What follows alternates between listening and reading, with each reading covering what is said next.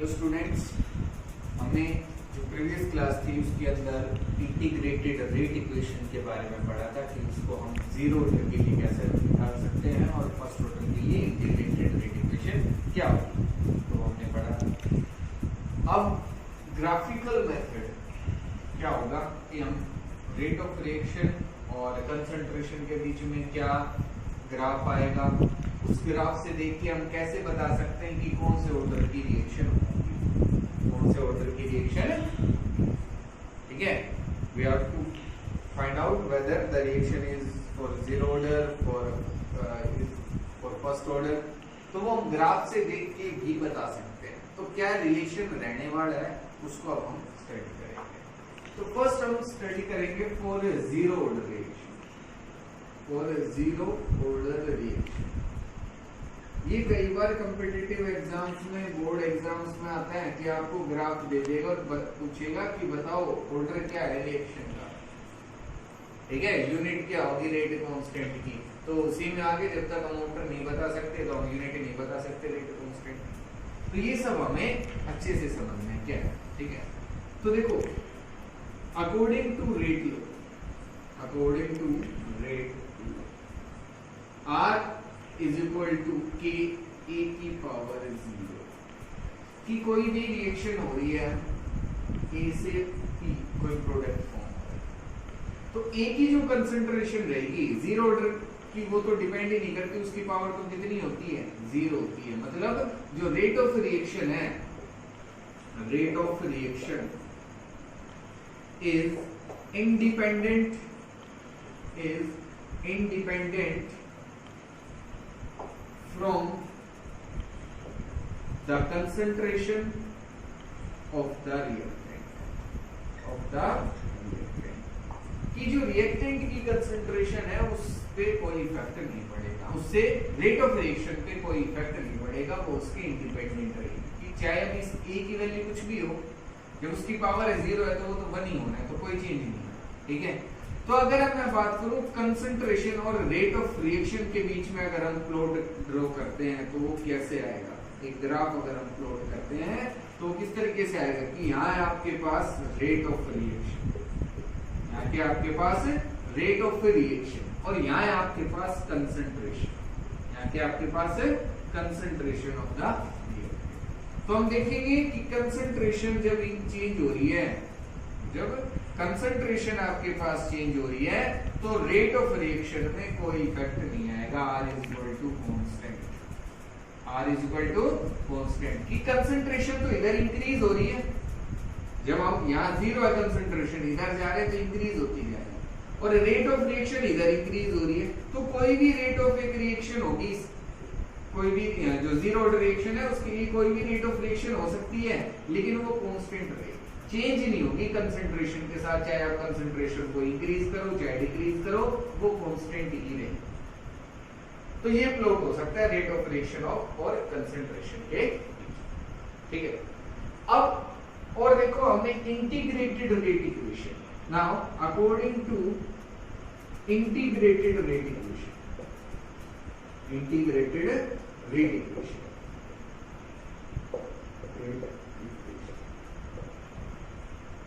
Integrated rate equation जो है first order के लिए वो क्या होगी, k is equal to 1/t a naught minus a naught minus.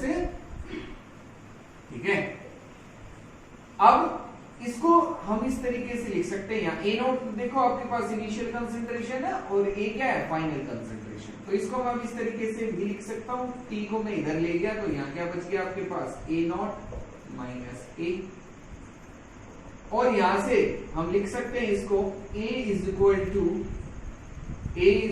To minus E T plus A not.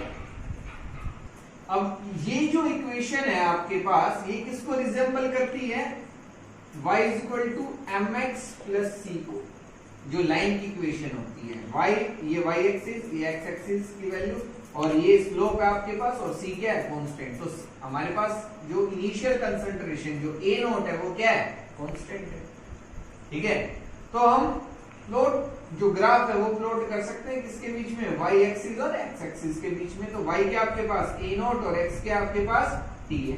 तो फाइनल कंसंट्रेशन और टाइम के बीच में हम प्लॉट देखेंगे, किसके बीच में, फाइनल कंसंट्रेशन और टाइम के बीच में।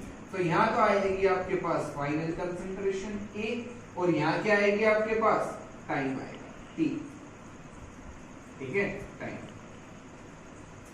तो देखो, और आपके पास ये जो वैल्यू है माइनस के, यहाँ क्या आपके पास माइनस के, ये क्या हो जाएगा आप स्लोप, m की जो वैल्यू है वो है माइनस के। तो मतलब आपके पास जो स्लोप है वो क्या है, k। तो हम यहां से स्टार्ट करेंगे और जो कंसंट्रेशन है वो लगातार कम होती है, और यहाँ इसका जो स्लोप होगा वो क्या होगा, माइनस के। और ये जो वैल्यू होगी ये a नॉट इनिशियल कंसंट्रेशन, और ये कम होती हुई चलेगी किसके साथ, टाइम के साथ। किसके साथ, टाइम के साथ। तो ये ग्राफ आएगा जीरो ऑर्डर के लिए, किसके लिए, जीरो ऑर्डर के लिए। हमारे पास कंसंट्रेशन और टाइम के बीच में, इसको हम कंसंट्रेशन लिख सकते हैं। क्या लिख सकते हैं, इस जो ये आपके पास ये जो y एक्सिस है इस पे कंसंट्रेशन, a नॉट की जगह भी हम क्या लिख सकते हैं, कंसंट्रेशन लिख सकते हैं कि कंसंट्रेशन और टाइम के बीच में हम क्या देख रहे हैं, प्लॉट देख रहे हैं। तो वो कैसे आएगा, इस तरीके से नेगेटिव स्लोप रहेगा, और स्लोप क्या होगा, माइनस की। स्लोप क्या होगा, माइनस की। ठीक है, तो ये हो गया जीरो ऑर्डर के लिए। अब हम बात करेंगे फर्स्ट ऑर्डर के लिए क्या ग्राफ हो सकते हैं। ठीक है, दोनों ही इक्वेशन से जो हमने पढ़ी है रेट लॉ के अकॉर्डिंग और इंटीग्रेटेड रेट इक्वेशन, क्या है देखते हैं। फर्स्ट ऑर्डर की अगर हम बात करते हैं, फर्स्ट ऑर्डर रिएक्शन के लिए जो ग्राफिकल मेथड होगा उसमें हम देखेंगे कि कैसे ग्राफ आएगा। तो हम यहाँ भी एक रिएक्शन सपोज करते हैं कि एक रिएक्शन है जिसमें A रिएक्टेंट और P क्या आपके पास हो। तो according to rate law, according to rate law, R rate of reaction, rate of reaction जो R है वो किसके इक्वल होगा, कि A की पावर 1, A की पावर 1 की जो A की जो कंसंट्रेशन है उसकी पावर 1 रहेगी, तभी ये फर्स्ट ऑर्डर रिएक्शन है। अगर इसको मैं जीरो कर देता हूं तो जीरो ऑर्डर हो जाएगी, अगर 2 कर दिया तो आपके पास सेकंड ऑर्डर रिएक्शन हो जाएगी। और अगर हमारे पास एक रिएक्टेंट और होता, सपोज करो B था, तो यहाँ B आता। अब इनकी पावर क्या है, अगर सपोज करो एक की पावर 0 होती, दूसरे की पावर 1 होती, तब भी फर्स्ट ऑर्डर रिएक्शन थी। अगर A की पावर 1 है और B की पावर 0 है तब भी फर्स्ट ऑर्डर रिएक्शन है। और अगर दोनों की पावर 1 कर देते तो आपके पास सेकंड ऑर्डर रिएक्शन हो जाती कि 1 + 1 कितना है, 2। तो ये जो सम होता है इसी से हम बताते हैं ऑर्डर ऑफ रिएक्शन क्या है। तो अगर ये 2 होता है तो सेकंड ऑर्डर रिएक्शन है। तो हमें तो यहाँ 1 होना चाहिए, वो कैसे भी हो। अगर एक रिएक्टेंट है तो इसकी पावर तो 1 ही होगी, तभी ये फर्स्ट ऑर्डर रिएक्शन हो सकती है। तो इससे हम लिख सकते हैं कि R is directly proportional to A, मतलब A की कंसंट्रेशन के डायरेक्टली प्रोपोर्शनल। ठीक है, तो यहाँ जो ग्राफ आएगा वो किसके बीच में होगा, रेट ऑफ रिएक्शन के बीच में, रेट ऑफ रिएक्शन के बीच में, दैट इज R, और आपके पास कंसंट्रेशन के बीच में। इसके बीच में है कंसंट्रेशन के बीच में। तो यहां जो ग्राफ आएगा डायरेक्टली प्रोपोर्शनल है, तो आपके पास ग्राफ इस तरीके से, ठीक है। और जिसका स्लोप है वो k, स्लोप क्या होगा आपके पास k, ठीक है, स्लोप क्या होगा k। तो ये तो हो गया रेट लॉ के। अब अगर इंटीग्रेटेड रेट इक्वेशन की हम बात करें, integrated rate equation for first order reaction, for first order reaction, तो वो क्या थी आपके पास, k = 1/t into 2.303 log A0/A, log A0/A, ठीक है। अब इससे हम लिख सकते हैं kt = और 2.303 को भी हम इधर ही ले आएंगे, ठीक है। तो ये हो गया kt/2.303 = log A0 - log A, A0 - log A, log A/B को मैं लिख सकता हूं log A - log B। और यहां से हम लिख सकते हैं कि log A is equal to minus KT upon 2.303।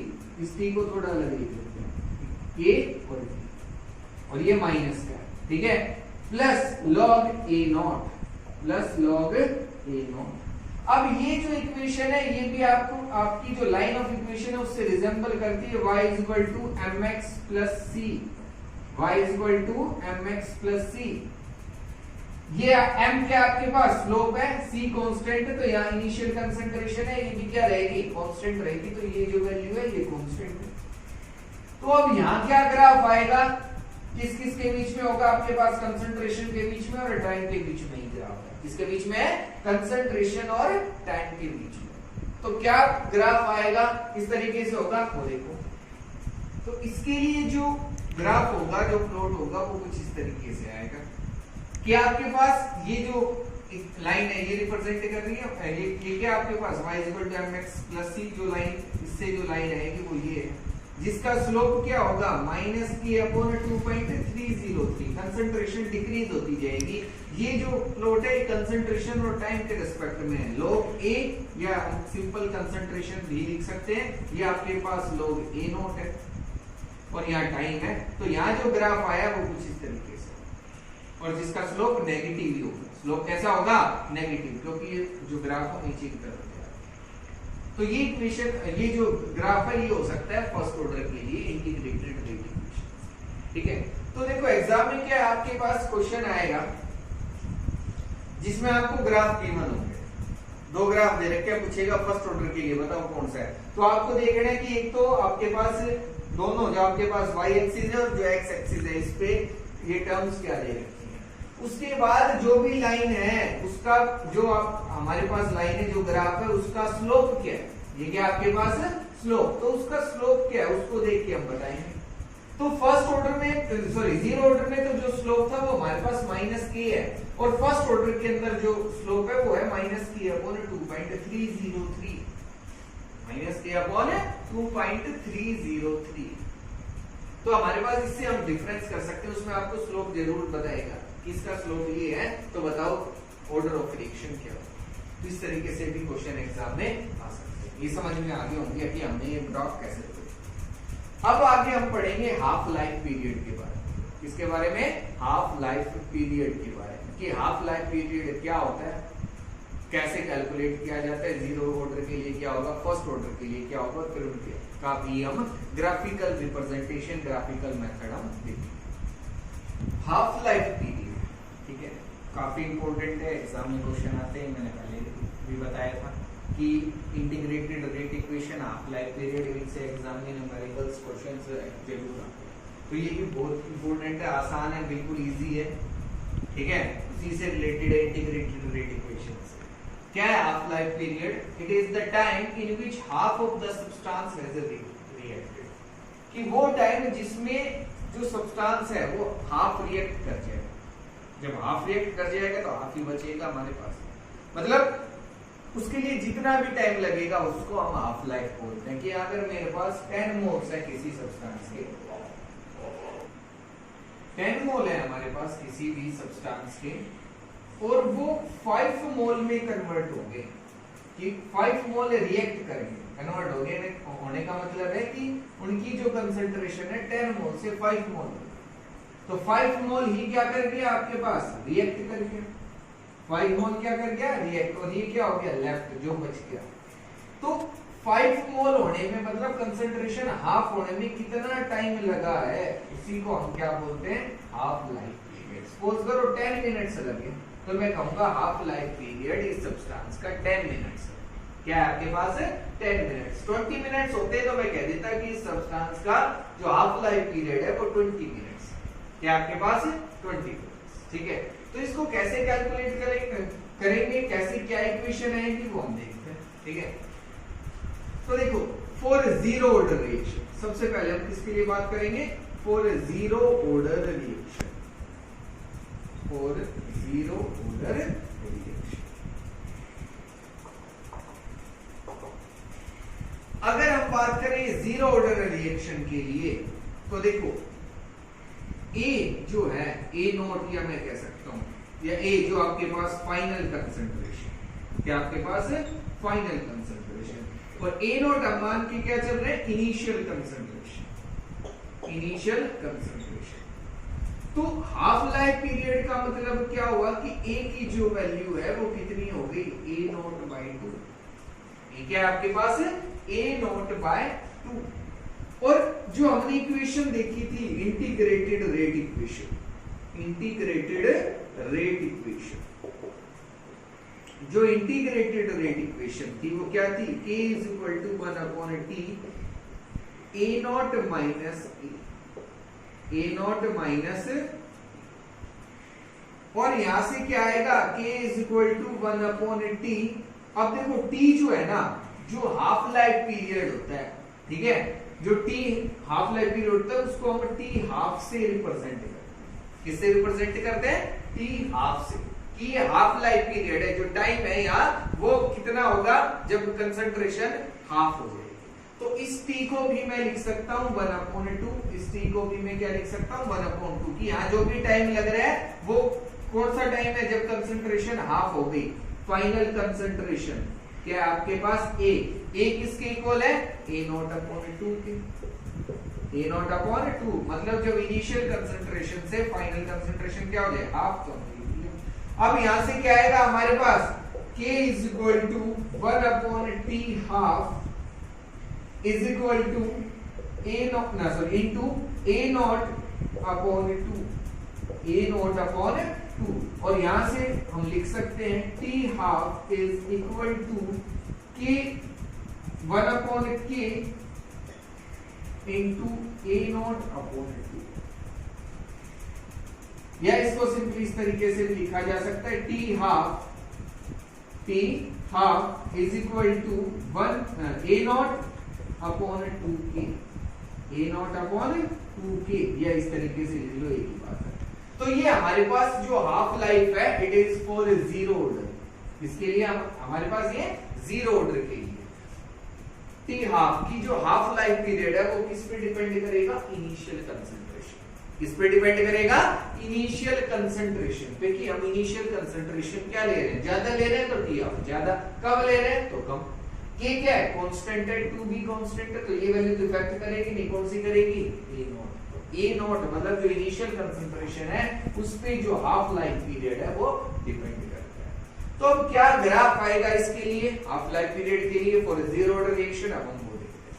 हमारे पास जो t हाफ आया है जीरो ऑर्डर रिएक्शन के लिए, तो उससे हम लिख सकते हैं कि t half is directly proportional to a naught initial concentration of the reactant. अब t हाफ और इनिशियल कंसंट्रेशन के बीच में एम्प्लॉट देखेंगे और वो कुछ इस तरीके से आएगा, इंक्रीज होता जाएगा, जिसका स्लोप क्या होगा 1/2, स्लोप क्या होगा 1/2। तो ये हमारे पास हाफ लाइफ पीरियड था जीरो ऑर्डर रिएक्शन के लिए। हाफ लाइफ पीरियड क्या होता है, वो टाइम पीरियड जिसमें कंसंट्रेशन जो है रिएक्टेंट की वो हाफ रिएक्ट कर जाएगी या हाफ बच गया, ठीक है। अब हम फर्स्ट ऑर्डर के लिए देखते हैं कि फर्स्ट ऑर्डर के लिए जो आपके पास जो हाफ लाइफ पीरियड है वो क्या आएगा, कंसंट्रेशन पे जो डिपेंड करता है नहीं करता वो हम पढ़ेंगे।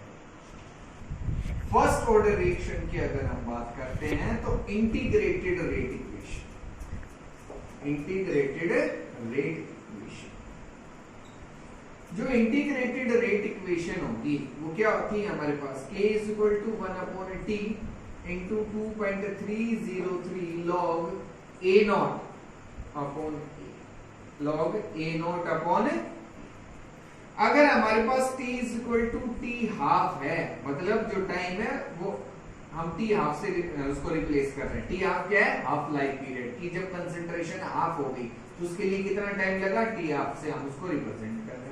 और कंसंट्रेशन हाफ होने का मतलब है कि जो फाइनल कंसंट्रेशन है वो क्या होगी a naught by 2, a naught by 2 की जो इनिशियल कंसंट्रेशन है उसका हाफ कर देंगे तो वो फाइनल कंसंट्रेशन होगी किसकी रिएक्टेंट।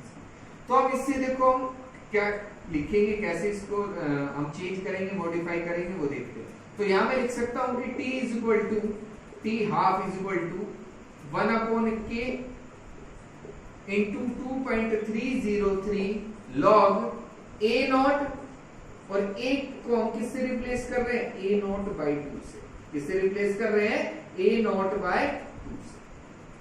तो a नॉट से a नॉट तो कैंसिल हो गया, यहां क्या बचेगा अब आपके पास t half is equal to 1 upon k into 2.303 log, और ये 2 ऊपर चला जाएगा log 2। अब t हाफ जो है वो किसके इक्वल हो गया 1 अपॉन k 2.303 इंटू 0.3010। जो log 2 की वैल्यू है वो क्या होती है 0.3010। ये log 2 की वैल्यू हमारे पास जो log 2 आया था हमने उसकी वैल्यू पुट कर दी। अब इसको जब हम सिंप्लीफाई करेंगे, जब मल्टीप्लाई करेंगे तो ये आएगा आपके पास 0.693 और डिवाइडेड बाई k 0.693। जब इनको मल्टीप्लाई करेंगे तो इतना आ जाएगा 0.693 डिवाइडेड बाई k। तो ये आ गया t half for first order reaction, first order reaction के लिए हमारे पास क्या आ गया हाफ लाइफ पीरियड। तो ये हम हाफ लाइफ पीरियड लिख सकते हैं फर्स्ट ऑर्डर रिएक्शन के लिए। समझ में आ गया होगा कि हमारे पास जो इंटीग्रेटेड रेट इक्वेशन होती है फर्स्ट ऑर्डर के लिए वो ये है। अब इसमें t को हमने किससे रिप्लेस कर दिया t हाफ से, a को किससे रिप्लेस कर दिया a नॉट बाई 2 से। जब वैल्यू पुट करेंगे तो आपके पास जो t हाफ है वो किसके इक्वल हो जाएगा 1 अपॉन k इंटू 2.303 और log 2। जब a को हमने किससे रिप्लेस कर दिया a नॉट बाई 2 से। अब log 2 की वैल्यू हमारे पास कितनी होती है 0.3010, और जब इसको मल्टीप्लाई करेंगे तो ये कितना हो जाएगा 0.693 डिवाइडेड बाई k। ये आ गया हमारे पास t half for first order reaction. आप ग्राफ से कैसे रिप्रेजेंट करेंगे वो देखते हैं। अब देखो जो हमारे पास हाफ लाइफ पीरियड है फर्स्ट ऑर्डर के रिएक्शन के लिए उसमें कोई भी कंसंट्रेशन टर्म नहीं है, ना तो इसमें a लिखा हुआ है कहीं भी, ना a नॉट है। तो मतलब जो t हाफ है, जो हाफ लाइफ पीरियड है फर्स्ट ऑर्डर रिएक्शन के लिए, वो कंसंट्रेशन पे डिपेंड नहीं करता है, ना तो इनिशियल पे ना ही फाइनल पे। It is independent of initial concentration, और सिंपली हम क्या लिख सकते थे कंसंट्रेशन इंडिपेंडेंट होता है। ना तो आपके पास इनिशियल और ना ही फाइनल कंसंट्रेशन का कोई रोल है हाफ लाइफ पीरियड कौन सी रिएक्शंस के लिए फर्स्ट ऑर्डर रिएक्शन। तो जब हम ग्राफ देखेंगे t हाफ और कंसंट्रेशन के बीच में तो वो कांस्टेंट आएगा। क्या रहेगा कांस्टेंट रहेगा t हाफ क्या रहेगा आपके पास कांस्टेंट, चेंज नहीं होगा सेम रहने वाला है। तो ये प्लॉट है आपके पास हाफ लाइफ पीरियड का फर्स्ट ऑर्डर रिएक्शन। ठीक है, तो ये आपको समझ में आ गया होगा हाफ लाइफ पीरियड क्या है, कैसे कैलकुलेट कर सकते हैं हम, क्या ग्राफ होंगे। ग्राफ बहुत इंपॉर्टेंट है, ध्यान से उनको समझना है फिर करना। ठीक है, अब नेक्स्ट जो है इसमें हम न्यूमेरिकल्स करेंगे। हमें इससे रिलेटेड बहुत सारे न्यूमेरिकल्स हमें करना है डिफरेंट टाइप्स के जो एग्जाम में पूछे जाते हैं। ठीक है, वो हम नेक्स्ट क्लास के अंदर करेंगे। इतना जो करवाया है ये आपको अच्छे से करना है, इसमें कोई भी डाउट रहती है तो पूछना। ठीक है, कोई भी डाउट रहती है तो जरूर पूछना, मैं फिर से कह रहा हूँ, क्योंकि ये बहुत इंपॉर्टेंट टॉपिक है दोनों ही। आपके पास जो हाफ लाइफ पीरियड है और जो इंटीग्रेटेड रेट इक्वेशन, अगर इससे रिलेटेड कोई भी डाउट है तो वो क्लियर कर लेना, फिर हम इनके न्यूमेरिकल्स करेंगे। ठीक है।